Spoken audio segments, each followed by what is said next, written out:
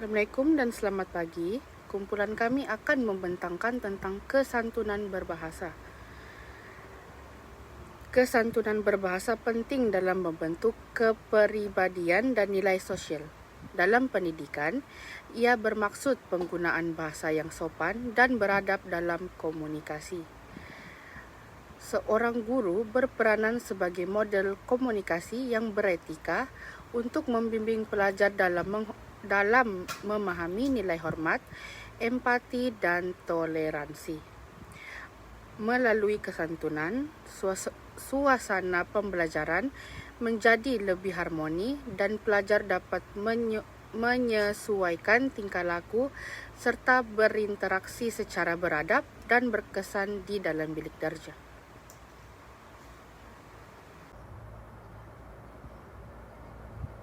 Seterusnya, saya akan membentangkan tentang pemahaman terhadap proses kognitif belajar dalam pengajaran bahasa.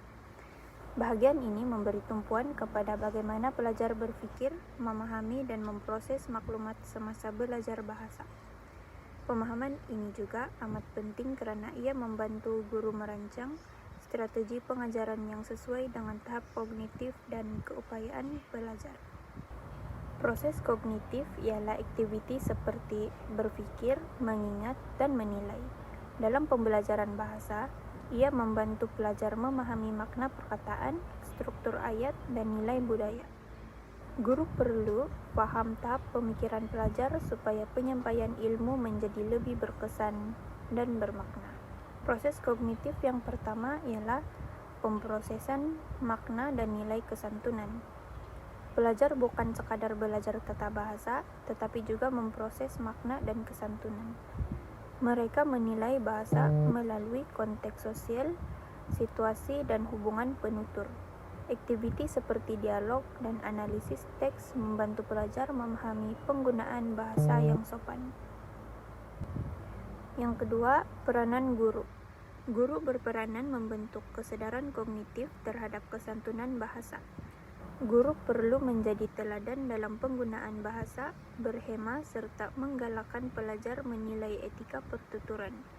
Pendekatan seperti refleksi bahasa dan perbincangan nilai amat berkesan.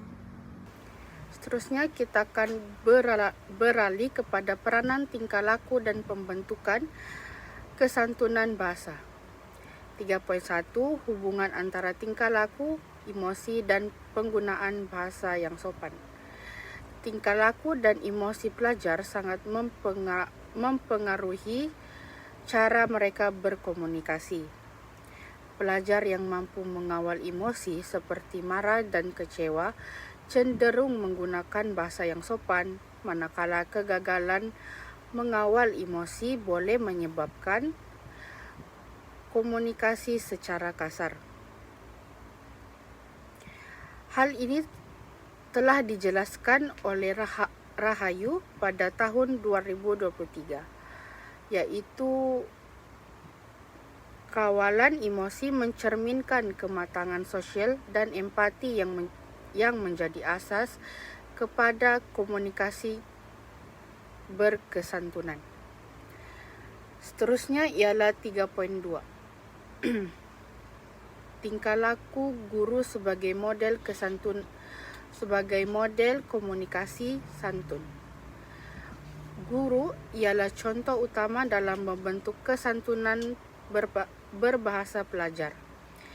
Cara guru bercakap, nada suara, ekspresi, dan tindak balas mereka menjadi teladan kepada pelajar. Oleh itu, seorang guru yang berhemah, sabar, dan menghormati pelajar bukan sahaja mengajar bahasa, tetapi juga menyemai nilai kemanusiaan melalui tindakan harian di dalam bilik darjah. Terdapat beberapa contoh untuk cara menerapkan kesantunan berbahasa dalam pengajaran bahasa. Yang pertama adalah komunikasi dan dialog beretika, seperti latihan perbincangan kumpulan, lakonan, dan main peranan.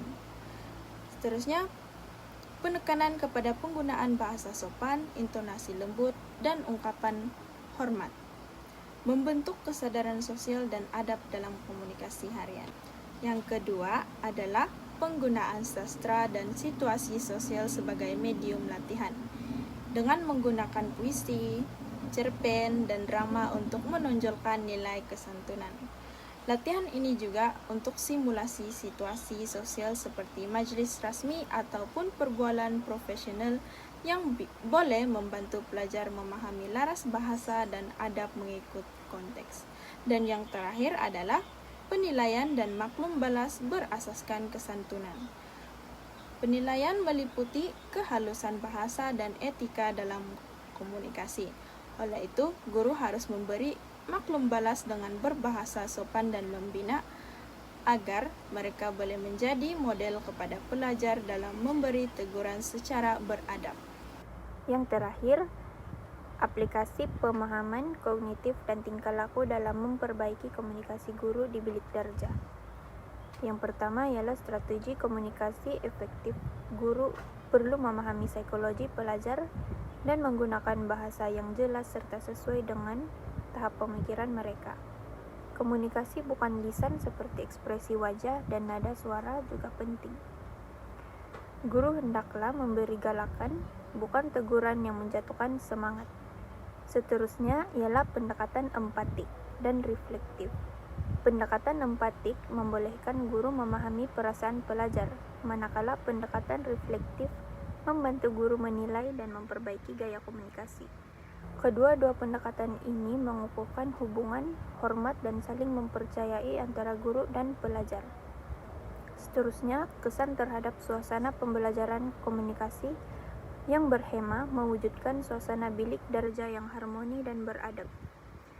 Pelajar berasa dihargai, lebih bermotivasi, dan kurang berlaku konflik. Budaya saling menghormati dapat dipupuk melalui kesantunan dalam berbahasa. Kesimpulannya, kesantunan berbahasa merupakan asas penting dalam pengajaran bahasa karena ia membentuk pelajar yang bukan sahaja mahir berkomunikasi, tetapi juga berakhlak dan beretika. Guru berperanan sebagai model utama dalam menunjukkan komunikasi berhema melalui tutur kata dan tindakan yang sopan. Penerapan kesantunan berasaskan pemahaman kognitif dan tingkah laku membantu melahirkan pelajar yang matang, bertanggung jawab, serta menghormati orang lain. Secara keseluruhannya, kesantunan berbahasa menyumbang kepada pembentukan masyarakat beradab tinggi dan selaras dengan falsafah pendidikan negara.